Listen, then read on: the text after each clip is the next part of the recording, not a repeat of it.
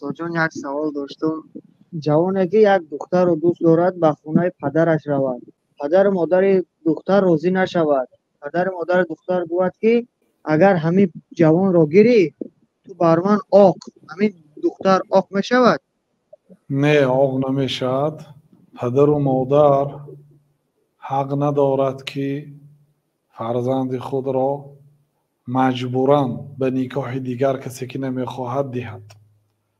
دختر ناحق و مردی که نمیخواهد خانه‌دار کردن نادرست است. این چنین به پسرم دختری که نمیخواهد، بسیار پدرها یعنی اگر ساده کرده گوییم ویگدی خودشون فکر میکنن، با فلانی دوست هستیم، با فلانی میخواهن خدا شوند. اونا فکری فرزند نمیکنن، فکری خداشون میکنن. در نتیجه هم فرزند هم وقتی خوشبخت نمیشد و هم اینا از اون دوستشان جدا میشد. چون که طبق شریعت کار نکردن. مجبورا خانه‌دار نکنید. و اگر کسی که پدرش، شیخ الاسلام رحمت الله علیه گفتن، کسی که پدرش مجبور کند که به فلانی به شوهر برا گوید دختره، یا به پسر گوید که دختری فلانی رو میگیری گوید و اینا اطاعت نکنن، گفتن که رفت و آق کند، آق نمیشد. برای اینکه زندگی خاص این فرزند است، این مجبورا گرفته داده نمیشد. بلکه اگر علل خصوص اگر عاشق باشد و عاشق شدهش هم به یک شخصی باشد که اجازت باشد عاشق شدن، مثلا یا دختر عاشق شده است که اون دختر هم مسلمان است، این بچه هم مسلمان است، بله اینه حرکت کرده گرفته دادن در کار. حتی پیغمبر صلی الله علیه وسلم به عاشق ها شفاعت کردگی هستند. یک صحابه را دیدن در کوچه های مدینه که آبی چشمش در بالای ریشش بود، گریه میکرد از درد عشق. همسرش دوست می داشت، بعد همسرش قهر کرده رفت، یعنی نمیخواست زندگی کند. شوهرش میخواست زندگی کند، همسرش نمیخواست.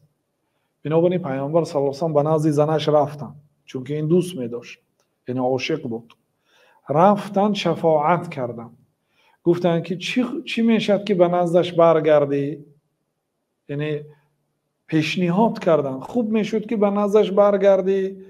گفت که یا رسول الله این امر است. ببینید زنهای صحابه ها را، یا رسول الله این امر است از جانب شما، یعنی اگر رفت و این امر یعنی فرمان باشد، شخص مومن دیگه اختیار ندارد، مجبور باید اطاعت امر پیغمبر صلی الله علیه و سلم کند.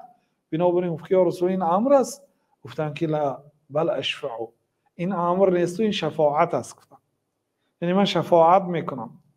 ببینید پیامبر صلی الله علیه و سلم قدم زدن، یعنی آبروی خودشون استفاده بردن، رفتن گفتن که من شفاعت میکنم. حضرت ابوبکر شفاعت کردن، حضرت عمر، حضرت علی. حتی در زمانه حضرت علی رضی الله عنه یک دزد آوردن، میلیسه ها قبیده آمدن که این به خانه یک آدم دزدیده کرده، دزدی در آمد. و حضرت علی خلیفه مسلمان ها بودن، گفتن که چیکار کردی در خانه فلانی؟ گفت که امیر مومنین من دزد نیستم، لیکن من به دختری خانه عاشق هستم.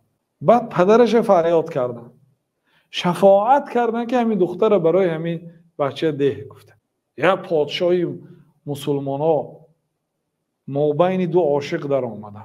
حضرت ابوبکر هم یک دختر خریده آمده بودن، کنیزک بود.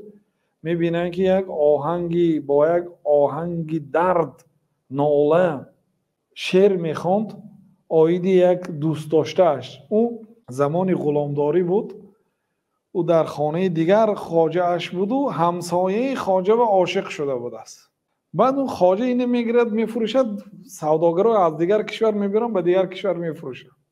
اون بیچاره دیگر غلام است، در عشق همون دختر میسوخت، در عشق اون پسر.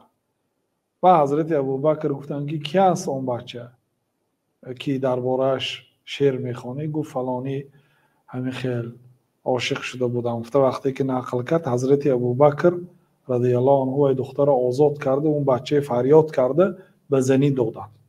این زنه آزاد کردن، کنیزک بود، از غلامی آزاد کردن و برای وی دختر همین خیل دادن که بگیر نکاح کن. ابن القیم رحمت الله علیه در کتاب الداء و الدواء، درد و دوا، یک جلد است، درباره عشق گپ زدند و خیلی بابی زیاد آوردند و اینچنین از پیامبر صلی الله علیه و سلم شروع تا زمان خودشان از بزرگان این امت اسلام نقل کردند که آنها برای عاشقها خدمت میکردند. کسی آبرو دارد با آبروش دستگیری میکرد، کسی پول دارد با پولش، چون که پیامبر صلی الله علیه و سلم میگه ما اعلم للمتحبین مثل النکاح، من برای دو شخص عاشق مثل نکاح دیگر دوای را نمیدانم. بهترین دوای درد عاشق نکاح هست گفتن، اگر به شرطی که نکاحش ممکن باشه، مثلا زنی یگان آدم نباشد یا کافر نباشد، زنی کافر نباشه یا مرد کافر نباشد. اگر این خیل باشد و آدم عاشق شاید، این مصیبت از واقعا این حکم اجرش از الله تعالی امید میسوزد داخلی، ولی صبر میکند. انما یوفی الصابرون اجرهم بغیر حساب. الله تعالی اجری صبر کننده رو بی حساب و کتاب میده. یعنی وقتی که یک کار گناه هست، رازگی الله تعالی، خوشنودی الله تعالی را از رازگی خودش و از رازگی دیگرها بالا میماند. البته الله تعالی به همه کار قادر است.